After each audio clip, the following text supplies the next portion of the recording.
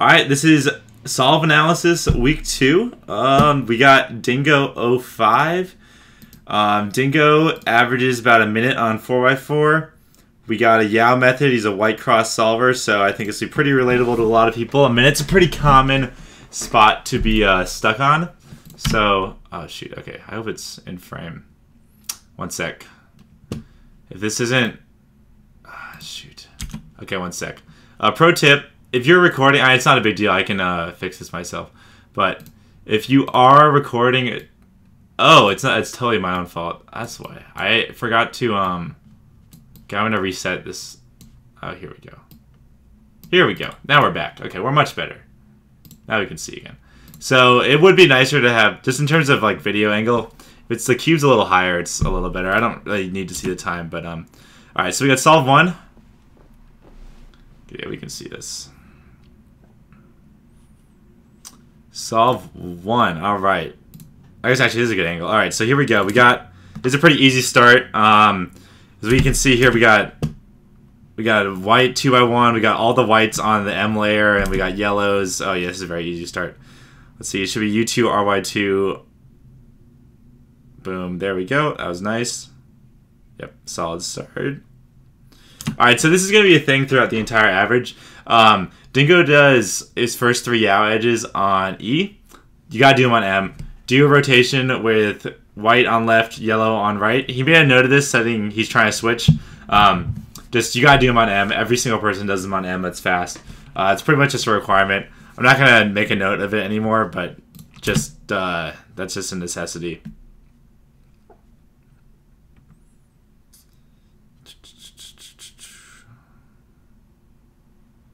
I'm a little confused on what's going on here. Right, okay, so this is a common, what happened?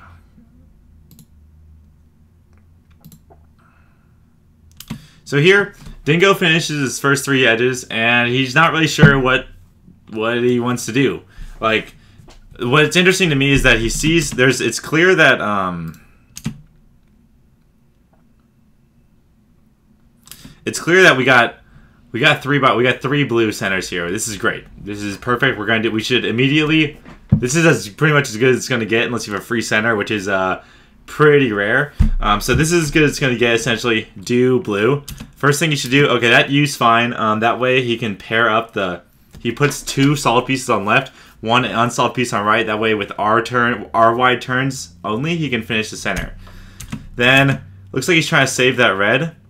Right here, in this case, but then he does, I'm a little confused here. It's just, okay, so he does red and then blue. That was okay, but it's just, as you can tell there, just a little bit of uncertainty kind of on what you're doing. So finishes his cross. I like this. So this is good. So Dingo does a U wide to start his edges instead of U wide prime. It doesn't make a difference. Like I just don't do it. So here we have an edge case which is pretty common. So these 2 edges are in a 2 swap. Red and yellow here, red and yellow here, orange and yellow here, orange and yellow here. So when he slices back, he's gonna get it there. There's no the edge that pairs here is right here. So what you do is you do another U wide. Have them be so you have a U wide 2 done. Take this solved edge out, and then go back to your normal slicing. This is smart. I like it. Good trick. This is a trick that is always useful. It's definitely like I was kind of last week I was talking about knowing too much tricks for how fast you are. This is a good trick. This is a very appropriate trick for how fast you are. This is useful for pretty much everyone. Definitely something you should know. I like this a lot. That's fine. All right, this is a mistake right here. So we're going to talk about 2 things in this mistake. So first, there's actually 2 mistakes. So he got lucky. So this is a very good edge case. He skipped a couple edges. We started at the start. One of them was already solved. I didn't really mention it, but right here we got 2 edges left. It's also a 2 swap. Obviously, there's 2 edges left. They have to be 2 swaps. So we see this right here. To solve a 2 swap, what you do is you do. So here's what Dingo's got right here. He's got this essentially. So what he wants to do is R, U prime, R prime, insert, and that way, see the same ones? You want the pieces to be the same. So these two are the same, these two are the same. Then you do slice, flip, slice to solve. The problem here is that Dingo does, as you're going to see, oh, I'm getting so good at these transitions.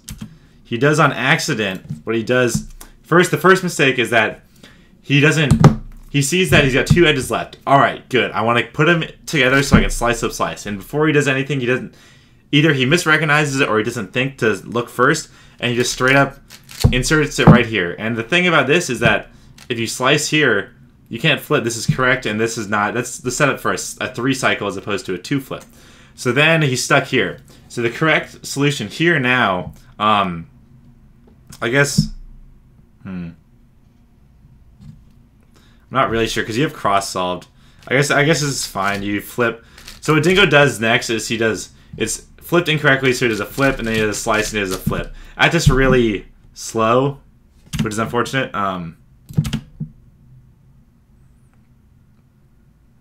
Let's see, and then 3x3 stage.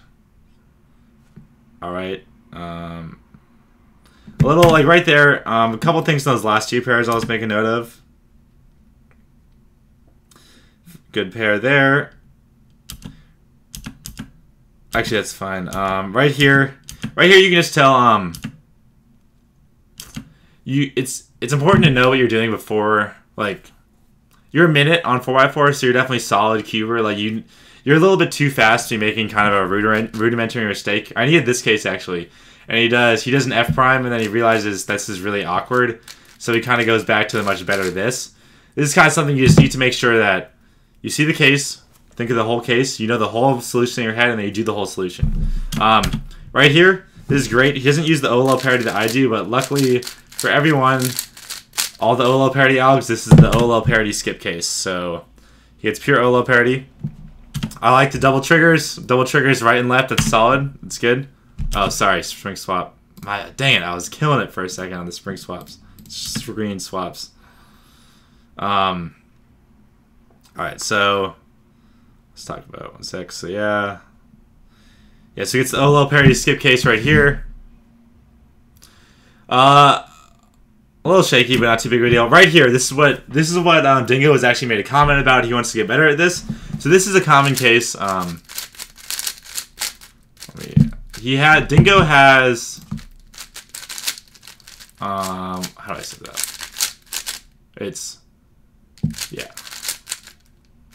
Dingo has this. So this is one of the trickier cases. So I've made a video before about PLO parity, when to do your PLO parity on 4x4 and 6x6, because in some cases, like an obvious case is, now I need another 4x4. Where's another 4x4? Oh, this one's garbage. Okay, so an obvious case would be like, say you have, say this is your PLL. Oh, okay, well, I'll just make it actually a parity case. Say this is your PLL, 2 corner swapped. You could do PLO parity here, and you get F perm, or if you did it the other way, you'd get T perm. Okay, well, I messed it up, but you'd get T perm. This stuff like that, like very simple stuff. You do your PLO parity first, then you do your PLL, as long as you do it in the right angle. This case, though, is specific. So this case and the mirror are J perms. So if you do a J perm, then you get pure parity. It might be easier. So this is the mirror case for the good J perm. Here's what it looks like. Do a J perm, pure parity. So what Dingo does here is Dingo makes a couple mistakes. First, he doesn't know what to do here, which is fine, not a big deal. Then the problem here is that he does an R perm, I think, and then this gives him an adjacent swap, and that's, you should always at least know a combination that's one pure parity and one PLL. Never do a parity, never do a PLL and then an adjacent swap. That's like, if you have no idea what's going on, do parity first, because then it's at worst a parity and a PLL. At this point, though, he gets adjacent, and this is another mistake. So then he does his PLL parity on adjacent swap. So adjacent swap, Dingo, this is definitely something you want to be doing. It's something you should be picking up. Yeah, about a minute. This is a pretty, it's a pretty simple trick here. Oh god, I forgot to swap. Okay, sorry. 1 sec. We're gonna go back over. So Dingo makes a mistake. First of all, he does his PLO parity. You just peel out, and then you get to adjacent swap here. So I guess we'll go back. So adjacent swap is pretty. You're swapping two pieces, right? So Dingo, what he does is he does parity, and then he does U-perm. That's 2 algs. That's a lot. You don't want to do that. We're never doing that. You're never doing that again. This is a good thing to know at your speed. So what a peel up parity does is it swaps these two pieces. So you just want these two pieces to now be here and here. So you do setup moves, parity, undo setup, adjacent swap. Every single top 4x4 uses this. Definitely something to switch to immediately. Very applicable for your speed level. Then he does U-perm, and that's the end of that solve.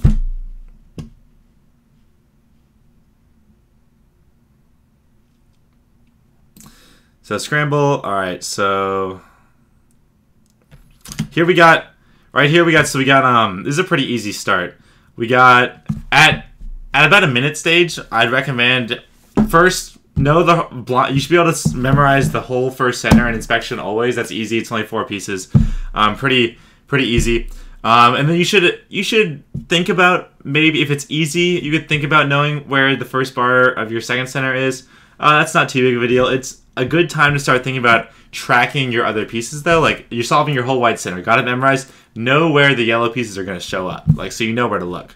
So in this case, he's got white here, which he does a U R wide prime. We'll put a white bar here, and he's already got a white bar here. So does U R wide prime, U prime, and just U wide. He'll have a full white center. Let's see if he does that.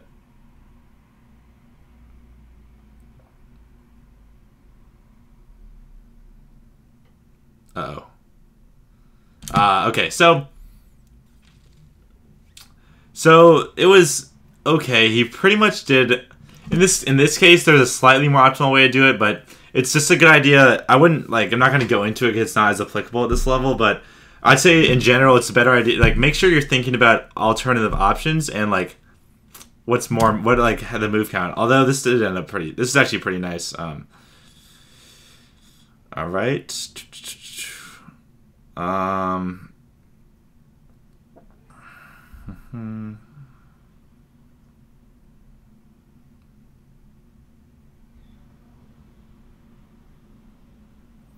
Okay, this is weird. So I've had a couple of people, Weston Mizumoto, specifically telling me that building your half centers on the left side. So, like, what he means is like, I just give a quick example. So you finished your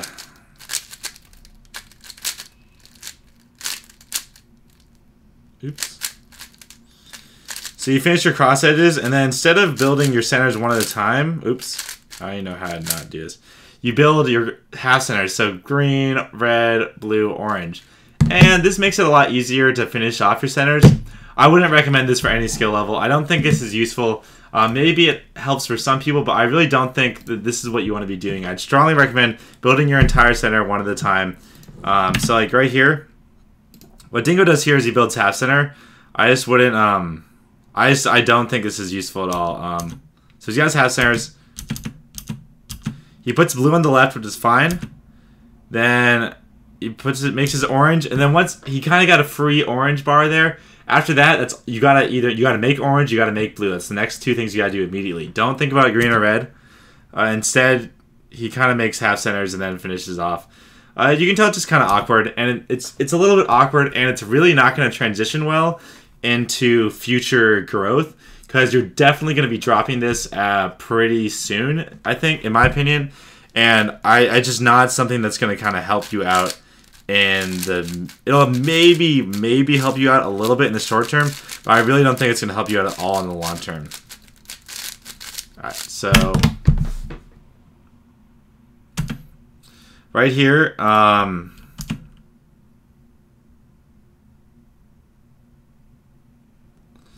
so yeah, right here, let's see, we got, so right here, there's a couple, like, this is fine. Okay, so this is fine. Doing that F is fine there. And then what you want to do here is just do an insert with right here, and you're going to put this edge in right here. L prime U L. It's lefty, but it's going to be faster than doing a rotation than doing those F moves. Yeah, so there's that. Slice. pretty easy cases. It's pretty smooth. Oh, did the same. This is the exact same mistake from the last solve. Has the has two left. Well, actually, you did a slice. These are pretty lucky, actually. You did slice, and then you did 3 edges, and then but the same mistake from the last solve, essentially. And some 3x3. Let's see. 3x3 looks pretty solid. I like it. Olo parity could be a little quicker. I'd recommend learning. So you're at a point where you're probably pretty quick on 3x3. I'm not sure what your 3x3 average is, but you might think about learning R. It's not really necessary if you want. It's more something if you want to. You might think about learning some the 2-gen algs for some of your OLLs, like the all edges oriented one. So like you had headlights. Sorry.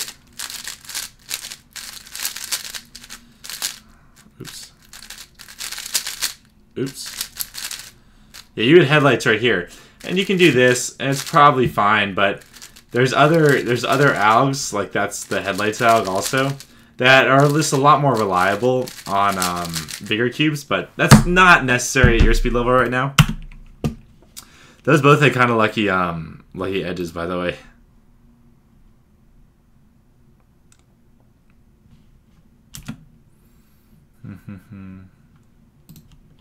Average 13 on 3x3. Yeah, that sounds about appropriate, like what I would guess from.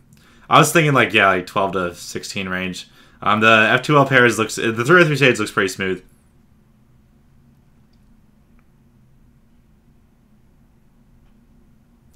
All right, so right here, just a big example of wait. This is right here is a big example. So this is a trickier scramble. Oh shoot, God, sorry. So I was just watching it, so luckily so this right here we have a trickier scramble. It is there's no 2x1s for white and yellow. So almost most of the time when you're doing Yao and you're doing 1 or 2 colors, white and yellow for centers for most people, or like blue and green, there's usually gonna be a 2x1, like there's a yellow 2x1 or a white 2x1, which is a really easy place to start.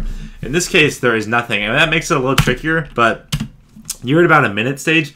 You really want to start, you still really need to memorize the whole first center. I know it gets a little trickier, but it's only 4 pieces. In this case right here is a real, like, this one's a little trickier, and it's really obvious that you kind of lost it a little bit. So you make the first white bar, or like right there it looks yeah, it just looks like a little bit of unfamiliarity with it is because there's a couple like pauses there, but the first center should just be boom, done in like the first center should be done in about 1 second. All right.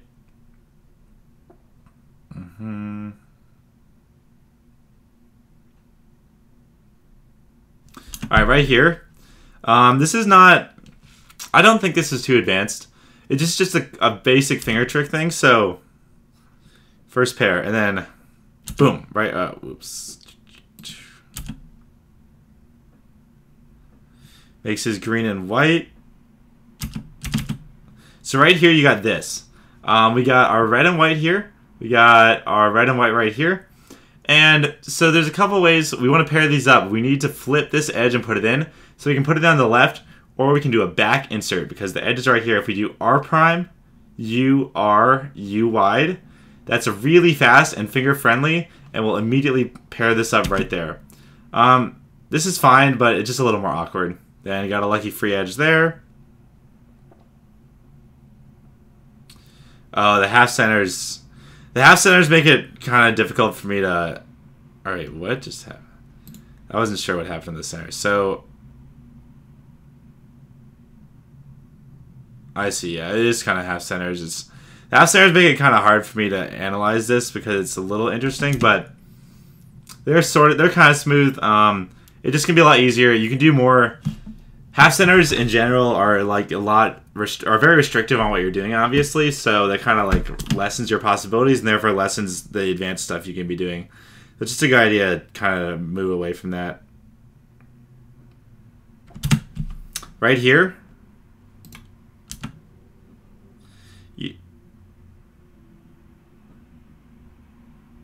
Right. So right here we have Oops, sorry. Okay, my bad.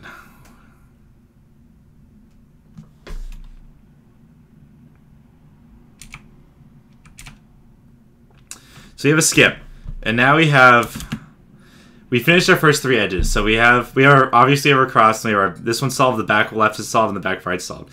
And we have this edge right here. Actually, this is fine. Never mind. Slice up, slice. All right, this time we did it correctly. We put the edge in. We put the edge in so that they're 2 flipper opposite. Then we solve.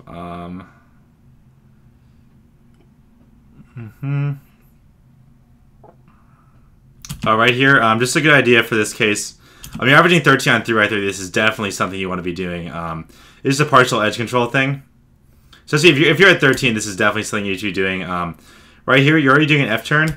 The way you do this case right here, this is going to force you into no edges oriented case. So you have... Wait, what do you have?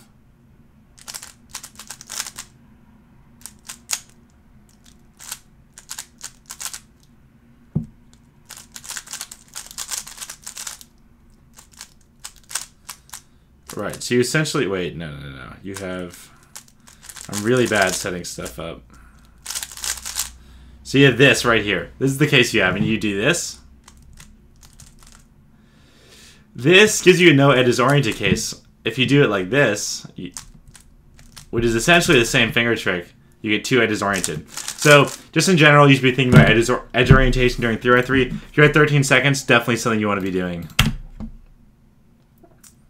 Because especially on 4x4, you get the no edges oriented cases are really garbage. Alright, U-perm. Boom. 59.5. It's already been 20. Let's see.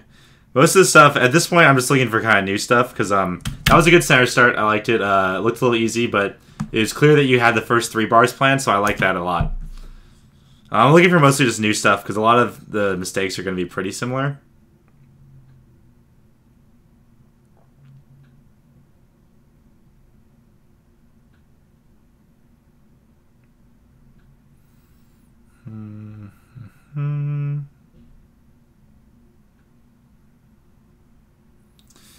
Half centers.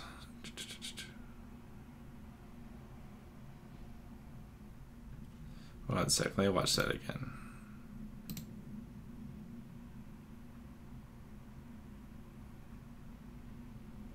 That's fine. Oh, right here. Okay, so right here.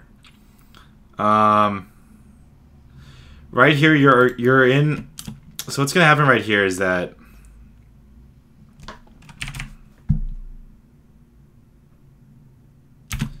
Boom. So we have orange and yellow right here, and we want the next orange and yellow is right here also, and we want to insert this with a flip.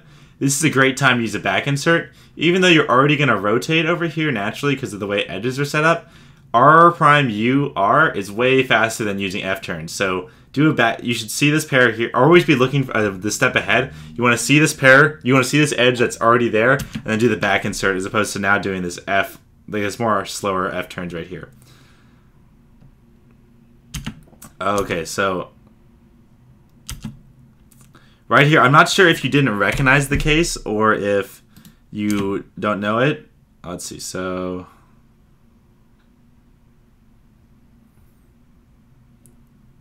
right here, we got pretty lucky again. So now we only have 2 edges left, and they're both on top.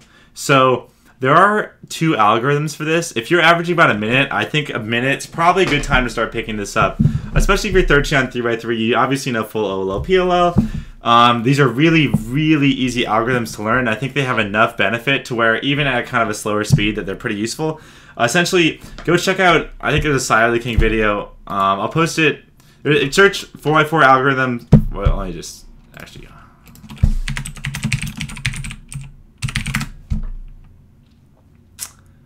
Yeah. Useful 4x4 last 2 edges algs by Sire the King, Chris Olsen. There's 2 algs that if you have 2 edges on the top of your cube, it's essentially wide headlights, which you already know. So it's like really easy to do. It's just It's literally just wide head. It's headlights with wide moves and then the inverse. They will match up the edges on the top of your. They will match up these edges without having to do a slice up slice and or move them into the E layer. Definitely something I'd recommend checking out. Not 100% necessary, but they're really easy to learn. So the cost reward there is really good ratio. So I'd recommend learning those. Same mistake as before. This is the same mistake before. It just kind of indicates that you need to see the case, know what's going to happen, and then do it, as opposed to being thinking. Just like a little lack of familiarity, because it looks like you're thinking while you're doing the moves. All right. Oh, do anti-swing with your right hand there. This is the same thing, adjacent swap. Make sure you use that commutator I showed you earlier for the adjacent swap. Oh, also do the right OLL. Or the right U-perm. Oh yeah, 116 is kind of rough. This is an easy start if you're red, orange. This is the last solve. It's the same. Like the last solve, you clearly planned out 3 bars, which is or 3/4 of the first 2 centers. But this one, there's some thinking going on in the first center, so it's it seems like you're very inconsistent on your inspection. Just make sure you really nail that in. You want to always be able to do the first center blind. All right. Those are really smooth out edges. I like those. Yeah, these half centers are killing you.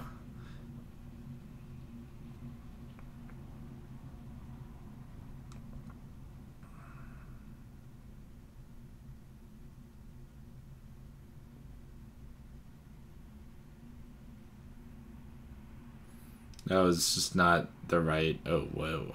What? Okay, that worked out.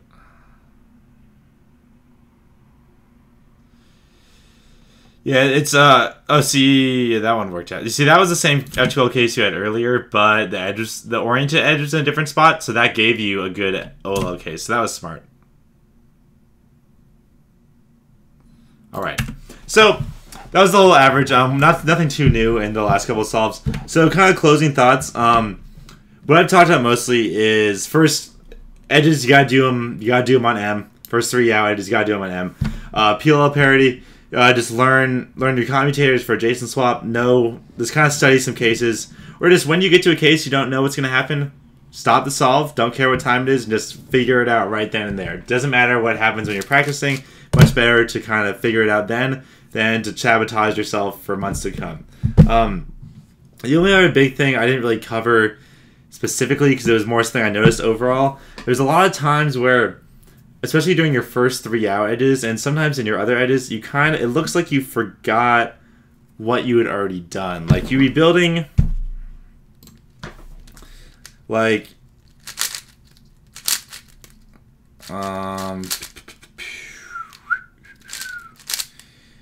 oh, you built your first orange and white cross edge, and you built your red and white cross edge, and then you check to see where the orange and white one was, and like, oh, it's here, so this one goes here as well. You need to remember that. You need to be able to consciously be tracking, or subconsciously, or just you need to be aware of where all the pieces you've already solved are. So, or especially when you're building your cross edges, you need to know where your cross is. So you should just know that orange is here. This might seem a little advanced for a minute, but it's really something you should be keeping track of. I think even at that level, like, oh, I built my first cross edge, I put it on the cross, and then as you're rotating, just kind of keep track of where it is. It's pretty simple. Keep track of where it is. As you get more cross pieces solved, obviously, like, well, now you have 2 solved, so it's like pretty obvious where this one goes. But that's just going to save you a lot of time looking around. Also, finger tricks look a little... I don't know, it looks a little like when you get to 3x3 stage, it looks a little more comfortable. It seems that the kind of bigger turns in the 4x4, it looks, especially with a 13-second 3x3 average and a 1-minute 4x4 average, you're clearly a lot better at 3x3. And it definitely shows on your post yaw reduction. Your 3x3 stages are pretty smooth.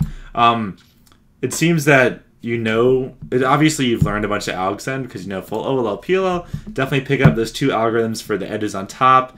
And then That's really all you need in terms of algorithms, but 3x3 partial edge control, and then kind of other stuff I mentioned, just centers. You got to use your center inspection wisely, and then that's kind of the biggest overall things. I forgot to be looking. Let's see. All right, so yeah, that's kind of pretty much all the notes I had in that solve. I hope it was helpful for a lot of people. I think the solves themselves, mostly the biggest draw, like the biggest issues with the solves is that the look ahead there wasn't as many fundamental flaws. There wasn't a lot of stuff I was noticing that like screamed really bad, and everything that was obvious I had already pointed out. Just the biggest problem was just a lack of familiarity with 4x4 due to just like taking a lot of time to find edge pieces, finding edges in general, not really knowing. It was really obvious that on some cases you see the case, and then you do a move, and then you're like, wait, I'm not sure what this is. See the case, know the case, do the case. That's just something that happens with more and more practice. So like stuff like that was made it obvious that like if you're not quite as familiar with 4x4, your 3x3 average is a lot better. So stuff like that. So yeah, that was solve analysis number 2. Every Tuesday, 6 p.m. PST. I don't know why I'm saying this. There's like 10 people are going to watch this on YouTube.